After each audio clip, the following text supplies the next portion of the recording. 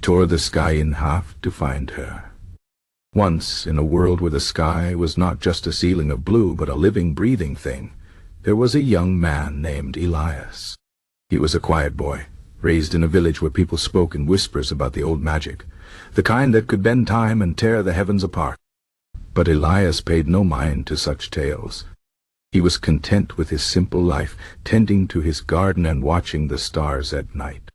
That was until he met her. Her name was Liora, and she was unlike anyone Elias had ever known. Her laughter sounded like wind chimes, and her eyes held the colors of dawn. She did not come from the village. No one knew where she came from. Only that one evening she appeared beneath the old willow tree by the river, humming a song that made the flowers bloom. Elias was drawn to her instantly. They spent their days wandering the meadows, telling stories, and listening to the secrets of the earth. Liora spoke of distant lands, places where mountains floated in the sky and rivers flowed upward. Elias listened, half believing, half wondering if she was spinning dreams into words. But then one night she was gone. No warning. No goodbye. Just an empty space beside the willow tree where she had once sat. The villagers whispered that she had never been real, that Elias had imagined her. But he knew the truth. He had held her hand. He had seen the way the fireflies danced around her.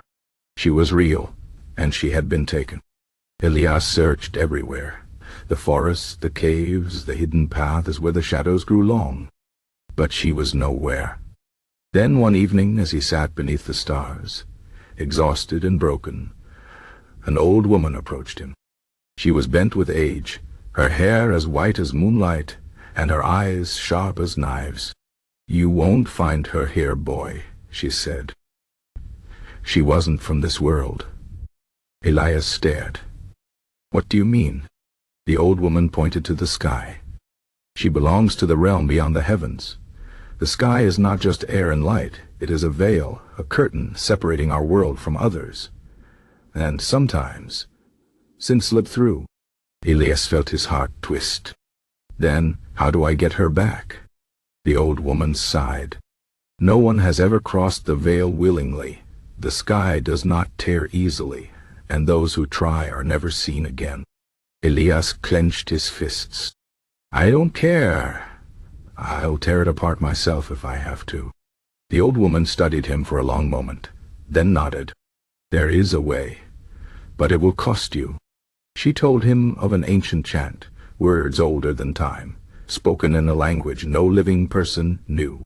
If spoken with a heart full of longing, under the light of a dying moon, the sky would listen. But the price was this. To open the sky, something of equal value had to be given. A life for passage. Elias did not hesitate. On the night of the thinnest moon, he stood in the center of the meadow where he had first met Liora. The air was still. The stars watched silently. He closed his eyes and whispered the words the old woman had taught him. At first, nothing happened. Then, a sound like thunder, but deeper, as if the world itself was groaning. The sky above him rippled. The stars blurred. And then, it split. A jagged seam tore through the heavens, bleeding silver light. Beyond it, Elias saw colors he had no name for, shapes that twisted and moved in ways that hurt his eyes. And there, standing in the center of it all, was Liora. She turned, her eyes widening in shock. "Elias?" He reached for her. "I came to bring you home."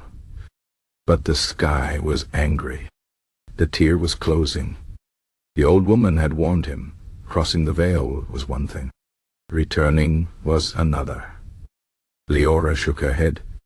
"You can't stay here. This place will break you." Elias gritted his teeth. "I'm not leaving without you." The ground beneath him trembled. The sky roared. The edges of the tear burned like fire as they stitched themselves back together. Liora looked at him, her eyes filled with sorrow. Then, before he could stop her, she ran, not toward him but past him, back into the dying light of his world.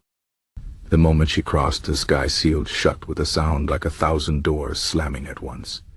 Elias fell to his knees, gasping.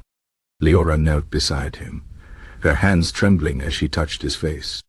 "You shouldn't have done that," she whispered. Elias smiled weakly. "I told you. I wasn't leaving without you."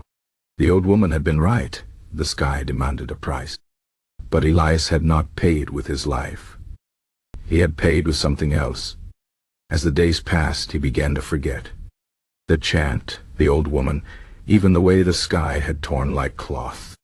The memories slipped away like sand through his fingers. But Liora remained. And though he could not remember how she had come back, he knew one thing for certain. He had crossed the impossible to find her. And he would do it again. The end